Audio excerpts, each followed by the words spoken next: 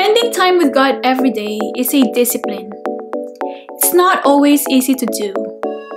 It takes a conscious effort, but it's a habit that is always worthy to cultivate.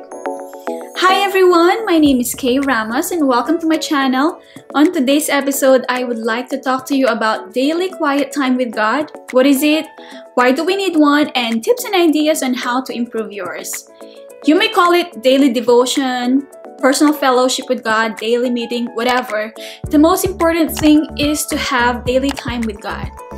This topic makes me really so excited, so let's go ahead and start.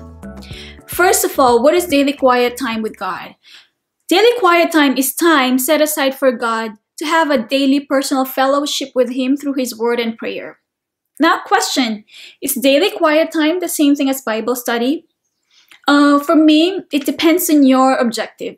So my objective for doing daily quiet time is to meet with Jesus, talk to Him, listen to what He has to say, thank Him for what He has done in my life, ask for forgiveness, and reflect on the words He has for me that day.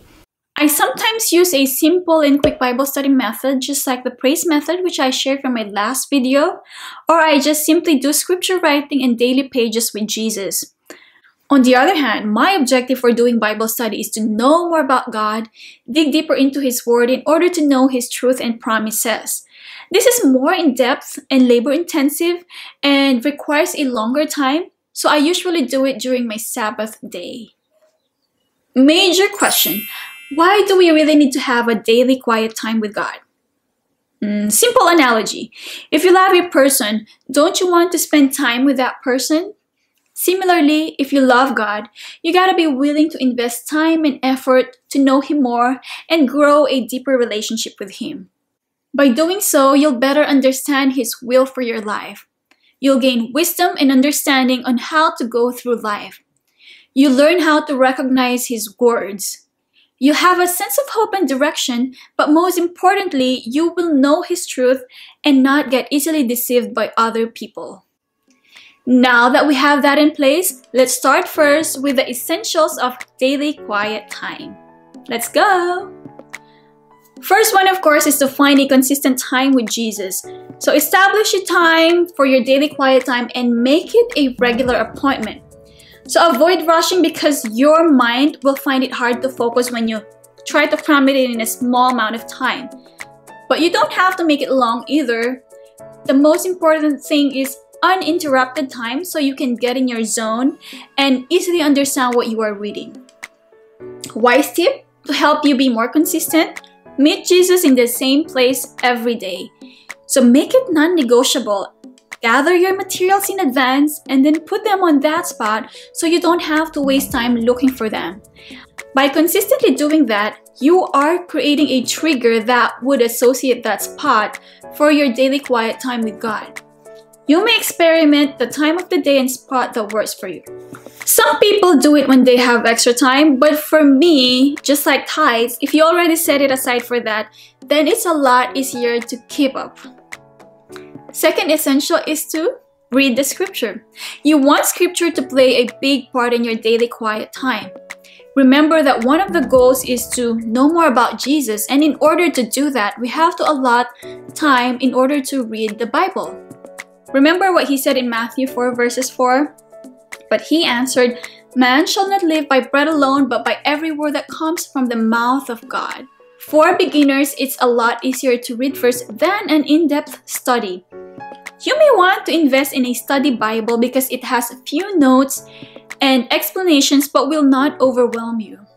You can also choose simple Bible reading plans you can follow or reputable devotionals. By having a plan in place, it is easier to be consistent because you don't have to think what to read.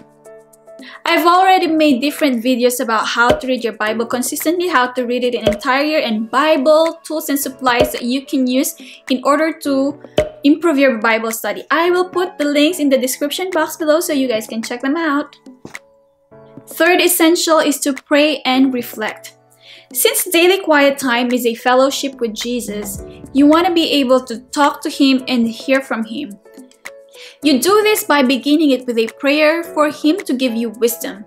Give yourself also the opportunity to reflect on your chosen passage for that certain day. It cannot be just an intake of the word. You gotta be able also to figure out how you can apply what you just learned. Those are the 3 essentials of having a daily quiet time with God.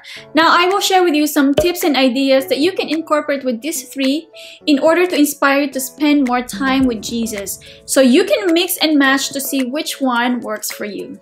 So let's go ahead. Tip number 1, begin in worship.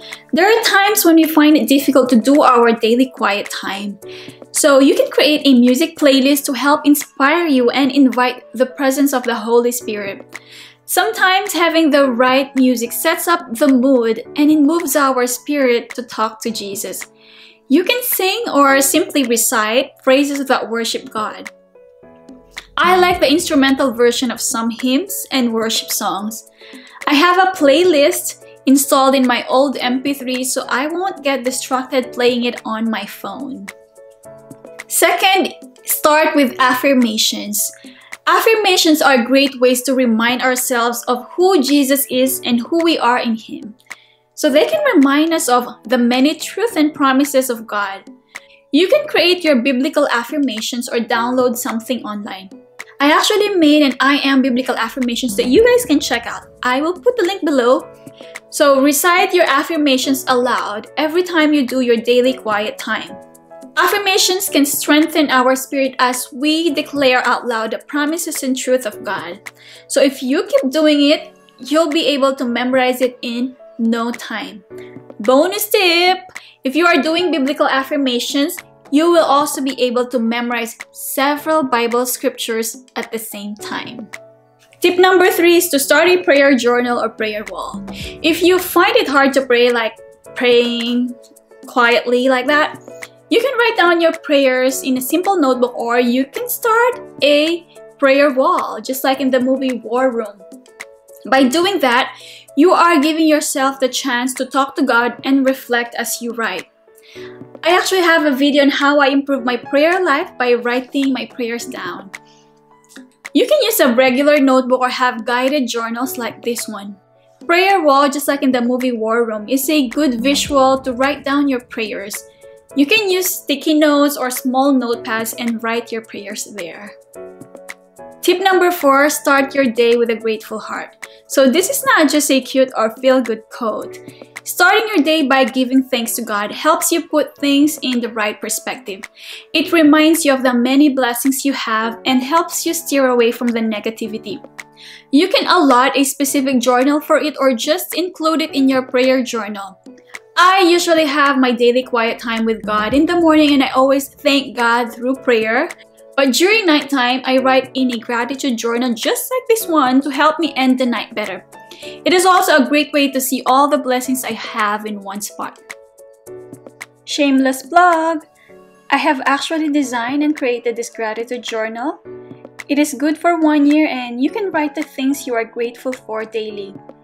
It has different Bible verses for 52 weeks and also unique weekly prompts to challenge you to reflect for 52 weeks. You can check it out at www.welljournal.com. Thank you so much. Tip number 5, do a scripture writing. Scripture writing is basically copying Bible verse word for word and writing it by hand. It helps you to slow down and reflect as you write it down.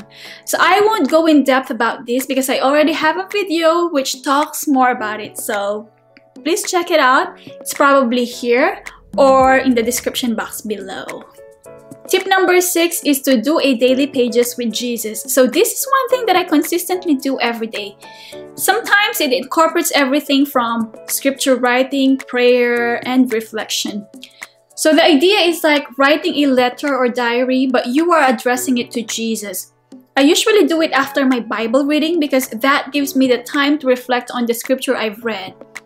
But at times when I am undergoing through something and overwhelmed, I write as much as I can and just pour out everything that is in my brain and heart. It always helps to set up the mood because I feel like there's always someone who listens to me. You guys, my journals are great testaments of my ups and downs, and they're great reminders of the many amazing memories I've had with God. So if you are not journaling, why not? Tip number 7, choose a verse that you can memorize. So 2 Timothy 3 verses 16 to 17 says that all scripture is God-breathed and is useful for teaching, rebuking, correcting, and training in righteousness, so that the servant of God may be thoroughly equipped for every good work. So to make the most out of our daily quiet time, it is always wise to memorize a Bible verse. So make it a goal to memorize a Bible verse and commit to it until you fully memorize it. I would say though that I cannot do it every single time. I want to, but I just can't. But when I want to memorize something, I repeatedly write it down and then put it somewhere it's visible so I can repeat it each time. Tip number 8 is to walk with Jesus. Have you guys ever felt like so unmotivated and don't feel like getting up from your bed or couch? I sure did. So this is a great opportunity to go outside and walk with Jesus. So when you move your body, it alerts your senses and heightens up your awareness. And the fresh air outside is also very helpful to set up the mood. You can listen to audio, Bible, or reputable devotion or sermon while walking.